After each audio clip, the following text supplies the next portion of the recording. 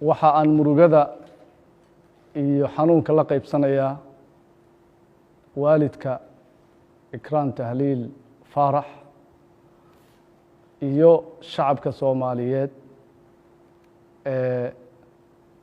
runtii aad uga naxay aadna uga argagaxay waayideedii iyo in la iclaamiyey in la dilay. inna lillahi wa inna ilayhi raajicuun.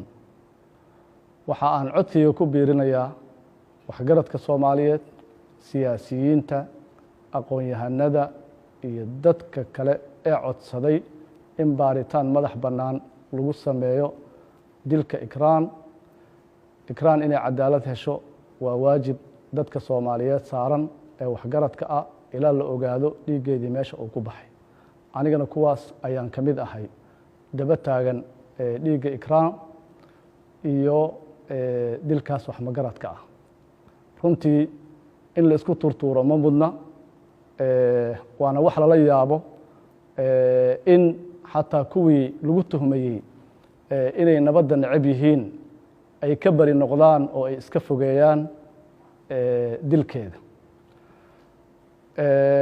dhanka kaleeto waxaa maanta isoo gaartay oo iyaduna runtii murugo leh in dad ku abtirsada ama ay isku hayb yihiin Ikraan una murugooday kana naxay dhibka gaaray ay maanta afduubteen 3 dhalinyaro ah oo beel kaleeta ah, iyaga oo tuhun ka qaba in beeshaas dad ka tirsan ay lug ku leeyihiin hay-adihii ay ka shaqayn jirtay Ikraan. waxaan doonayaa inaan halkan baaq uga diro odayaasha waxgaradka iyo dadka Soomaaliyeed gaar ahaan degmada Beledweyne in dhalinyaradaas si degdeg ah oo shuruud la'aan ah ay xorriyadoodii ku helaan. sax ma ahan dhaqanka ah in dadka aano iyo waxyaabo noocaas oo kaleeta ah inta loo raadiyo dadaan waxba galabsan la haysto.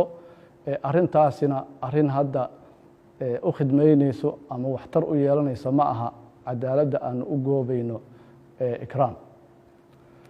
waxa aan jeclahay inaan bogaadiyo ugaaska beesha ay Ikraan ka dhalatay, odayaasha dhaqanka, waxgaradka, maamulka degmada Beledweyne iyo aqoon-yahanada tirada badan ee maanta u gurmaday inay shaqaaqada halkaas taagan xaliyaan ilaa iyo haddana ku guda jiro. waxa aan rajaynayaa in dadaalkoodaas uu miro dhalo. waxa aan rajaynayaa dadka walaalaha ah ee ku wada nool degmada Beledweyne oo wax badan ay ka dhaxeeyaan inaanay shaqaaqooyin meelo kale ka dhacay iyo ficilo aanay iyagu lug ku lahayn aanay keenin xasilooni darro iyo kala fogaansho iyo dhibaatooyin kale oo sii dhaca. dhammaan waxaan ugu baaqayaa qaybaha oo dhan inay isdejiyaan, walaaltinimadooda ilaaliyaan, dhiigooda ilaashadaan, ayna ogaadaan in iyagu ay yihiin dadka ay wax ka dhaxeeyaan oo xigto iyo ehelo iyo qaraabo iyo darisba wada ah. dhalinyarada maanta la afduubtay waa macallimiin iyo dhakhaatiir iyo dad howlaha wanaagsan oo khayrka ay ka shaqeeyo. waxaan rajaynayaa inay si degdeg ah ay xorriyadooda ay u helaan. wasalaamu calaykum waraxmat ullaahi wabarakatu.